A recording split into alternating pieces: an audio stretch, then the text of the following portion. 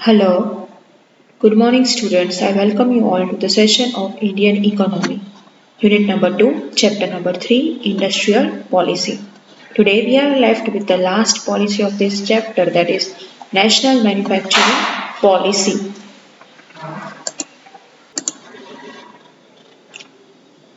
Okay students, National Manufacturing Policy. We are going to start with the last topic of this chapter. All developed countries have attained economic growth by focusing on manufacturing sector where output is more tangible and where most of the innovations are first generated. As against this in India, manufacturing sector contributes only 16% of GDP. Right? બધા જ develop country economic growth કર્યો છે કેવી રીતે by focusing on growth of manufacturing sector કે જેટલું manufacturing વધારે થશે એટલું ઇનોવેશન વધારે થશે બરાબર ઇન્ડિયામાં મેન્યુફેક્ચરિંગ સેક્ટર છે એ 16% આપણી જીડીપીને કોન્ટ્રીબ્યુટ કરે છે recent economic growth in India has been due to massive surge in service sector recent growth થયો છે because of growth in service sector. In order to sustain economic growth and provide employment opportunities to increasing labor force, it was necessary to bring back industrial policy into force once again. બરાબર recently ઇન્ડિયામાં શું થયું છે economic growth થયો છે અને એના માટે રિસન્ટ ઇન્ડસ્ટ્રીયલ પોલિસી પાછી લાવવી ખૂબ જ જરૂરી હતી and that is why National Manufacturing Policy was released by Government of India in November 4, 2011. એટલે જ નેશનલ મેન્યુફેક્ચરિંગ પોલિસી ગવર્મેન્ટે રિલીઝ કરી નવેમ્બર 4, 2011. હવે નેશનલ મેન્યુફેક્ચરિંગ પોલિસીના ઓબ્જેક્ટિવ્સ શું છે? The main objectives of NMP are as follows. First, to raise the growth rate of manufacturing sector to 12 to 14% per annum over the medium term. Right, growth rate manufacturing sector ના extend કરવાના છે, raise કરવાના છે. Right શેના માટે કે આપણે સરસ રીતે મેન્યુફેક્ચરિંગ સેક્ટરનો ગ્રોથ જોઈ શકીએ next to increase the share of manufacturing in GDP from 16% at present to 25% by 2022 manufacturing સેક્ટરનો શેર ઇન્ક્રીઝ કરવાનો છે રાઈટ અત્યારે પ્રેઝન્ટ કેટલો છે 16% એને 25% સુધી આપણે ઇન્ક્રીઝ કરવાનો છે to create 100 million additional jobs in manufacturing sector by 2022. 2022 સુધીમાં 100 million additional jobs create કરવાની છે. Next, to create appropriate skills set among rural migrants and urban poor for their easy absorption in manufacturing. Skill set એ લોકોમાં create કરવાનો છે જે poor લોકો હોય જે પોવર્ટીથી બિલોંગ કરતા હોય તો એ લોકોની સ્કિલ્સ ઇન્ક્રીઝ કરવી પડે તો જ એ લોકોને મેન્યુફેક્ચરિંગ સેક્ટરમાં જોબ મળે તો એ લોકો માટે સ્કિલ સેટ અપ્રોપ્રિએટ ડેવલપ કરવાનો છે next to increase domestic value addition and technological depth in manufacturing domestic value addition કરવાનું છે અને ટેકનોલોજીકલ ડેપ્થ મેન્યુફેક્ચરિંગમાં મળે મીન્સ ટેકનોલોજી વાઇઝ આપણે એડવાન્સ થાય એ જોવાનું છે તો ક્યાંથી થઈ શકે કે જ્યારે કાંઈક તમે તમારા બિઝનેસમાં વેલ્યુ એડિશન કરો ત્યારે જ આ વસ્તુ પોસિબલ છે next to enhance global competitiveness of Indian manufacturing ઇન્ડિયાની ગ્લોબલ કોમ્પિટિટિવનેસ ઇન્ક્રીઝ કરવાની છે કે ઇન્ડિયા ગ્લોબલી કોમ્પિટન્ટ થઈ શકે એ ક્યારે પોસિબલ છે જ્યારે મેન્યુફેક્ચરિંગ સેક્ટરમાં તમે ડેવલપમેન્ટ કરો ત્યારે Now, policy interventions. To accelerate the growth of manufacturing sector, it is proposed to create an enabling environment suitable to it. The NMP envisages simplification of business regulations without diluting their intent. સૌથી પહેલા તો manufacturing સેક્ટરનો growth એક્સિલરેટ કરવાનો છે વધારવાનો છે બરાબર એનએમપી આવું possible એનએમપીમાં આવું પોસિબલ છે શું કામ કે તમે બિઝનેસ રેગ્યુલેશન્સમાં ફેરફાર કરો તો આવું પોસિબલ છે next recognising the significance of SME in Indian economy the policy contains dedicated interventions for SME in addition to other interventions for manufacturing industry generally. These interventions relate primarily to technological upgradation, adoption of environment friendly technology.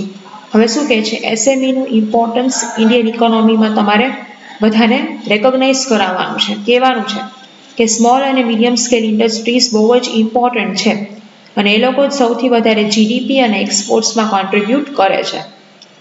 અને આના લીધે શું થાય છે કે manufacturing સેક્ટરમાં ટેકનોલોજીનું upgradation અને environment friendly technology adopt કરવી ખૂબ જ જરૂરી છે. Skill development has been given high priority in policy through fiscal incentives for private sector and government schemes. Skill development પણ પ્રાયોરિટી આપવામાં આવી છે કેમ કે સ્મોલ અને મીડિયમ સ્કેલમાં તમે જનરલી જોયું હશે સ્ટુડન્ટ્સ કે લોકો પાસે સ્કિલ્સ જ ઓછી હોય છે. તો સ્કિલ ડેવલપમેન્ટ થાય તો શું થાય કે એ લોકો મેન્યુફેક્ચરિંગ ઇન્ડસ્ટ્રીઝનો ગ્રોથ પોસિબલ છે. National investment and manufacturing zones are also provided for on the lands which are degraded and uncultivable. બરાબર. NIMS. The NIMS are envisaged as integrated industrial township with world-class physical and social infrastructure. NIMS એટલે national investment and manufacturing zones, એને NIMS કહેવામાં આવે છે. બરાબર. એમાં સૌથી વધારે અનકલ્ટિવેબલ ને ડિગ્રેડેડ લેન્ડ હોય છે. બરાબર. તો ત્યાં શું થાય કે એક તો લેન્ડ અનકલ્ટિવેબલ છે, એમાં એગ્રીકલ્ચર તો ક્યારેય પોસિબલ થવાનું જ નથી, ડિગ્રેડેડ છે લેન્ડ. બરાબર. તો એમાં શું કરવાનું છે આપણે, તો એ જે લેન્ડ છે એને આપણે યુઝ કરી શકીએ છીએ અને ટાઉનશીપ બનાવી શકીએ છીએ, ઇન્ડસ્ટ્રીઝ ત્યાં સેટઅપ કરી શકીએ છીએ, ઓરલ્સ સ્પેશિયલ ઇકોનોમિક ઝોન્સ પણ એમાં સેટઅપ કરી શકીએ છીએ. નાઉ evaluation. The policy aims at improving local value addition by ensuring that industry has most of the components, spare parts and raw materials locally available. However, no specific targets are fixed on value added and hence the goal is expressed in value terms which makes its monitoring impossible. હવે evaluation તમે આનું કરો તો શું કહે છે કે mostly small scale અને મીડિયમ સ્કેલ હોય એ નાના નાના પાર્ટ્સ બનાવતી હોય, સ્પેર પાર્ટ્સ બનાવતી હોય અને નાના રો મટીરિયલ યુઝ કરતી હોય. તો એમાં કાંઈ સ્પેસિફિક ટાર્ગેટ હોતો નથી. તો આમાં કાંઈ મોનિટરિંગ તો ગવર્મેન્ટ કરી જ ન શકે કે તમે આટલું પ્રોડ્યુસ કર્યું અને આટલું પ્રોડ્યુસ કર્યું, કેમ કે એ મોનિટરિંગ પોસિબલ જ નથી because there is no fixed target. Second, the arithmetic of arriving at the target to attain a 25% of GDP is faulty. Achieving the target will require manufacturing sector to grow by 1 percentage point or more every year. Over next 10 years, over 9% growth achieved in 9-10. હવે શું કહે છે કે 25% GDP આપણે પહોંચવું છે, that is faulty. This is over assumption, right? It is the over target you have set. A possible નથી કે ગવર્મેન્ટ કે અને 25% GDP સુધી પહોંચી જાય, એવું પોસિબલ નથી. Right? Achieving the target will require manufacturing sector to grow by 1% every year. હવે 25% GDP અચીવ કરવું હોય ને તો આગલા 10 વર્ષ સુધી હર વર્ષે 1% કે 2% ઇન્ક્રીઝ થાય ત્યારે આ પોસિબલ થાય, કે જે ખરેખર તમે જોવો તો શક્ય નથી. કેમ કે અમુક વર્ષો ખરાબ અને નેગેટિવ પણ જાય કે જ્યાં ગ્રોથ રેટ પોસિબલ ન થાય. On other hand, the NMP envisages a growth of 12 to 14% over medium terms. Since 1991, growth performance of this sector has been highly unstable. શું કે છે 1991 પછી મેન્યુફેક્ચરિંગ સેક્ટરનો ગ્રોથ બહુ અનસ્ટેબલ છે. Hence, the target of 25% share in GDP is virtually impossible. એટલે જે 25%નો શેરનો target છે જીડીપીમાં એ તમે વર્ચ્યુઅલી જોવો તો ઇમ્પોસિબલ છે. As far as NIMS are concerned, NIMS એટલે અહીંયા જ આપણે ભણ્યા national investment and manufacturing zones. It is not clear how state government will arrange for a land having an area of 5,000 hectares.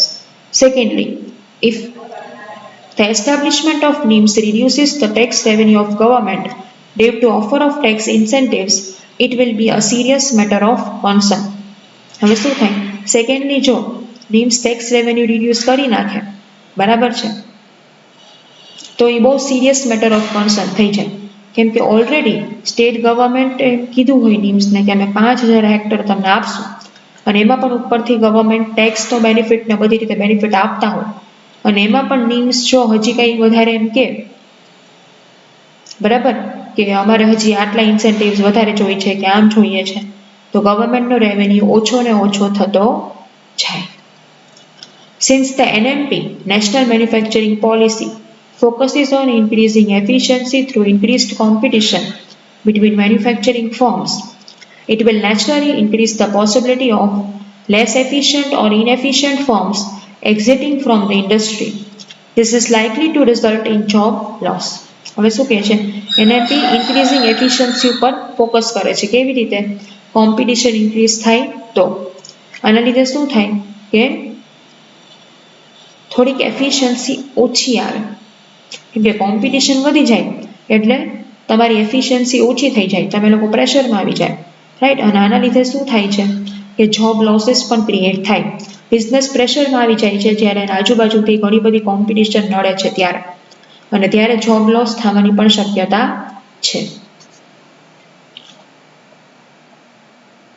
As far as issues such as technology acquisition and skill upgradation are concerned, NMP does not state anything new. It merely brings together separate issues under one head. હવે શું કહે છે જ્યાં સુધી technology અને skill acquisition અને અપગ્રેડેશનની વાત છે ત્યાં સુધી એનએમપી કંઈ નવું કહેતી નથી રાઈટ કેમ કે ઓબ્વિયસ વસ્તુ છે કે સ્મોલ અને મીડિયમ સેક્ટરમાં ટેકનોલોજી અને સ્કિલ અપગ્રેડેશન ખૂબ જ નેસેસરી છે. Okay, it is very much necessary. It merely brings together separate issues under one head. એટલે અલગ અલગ સેપરેટ ઇશ્યુઝ હોય એક હેડ નીચે આવે છે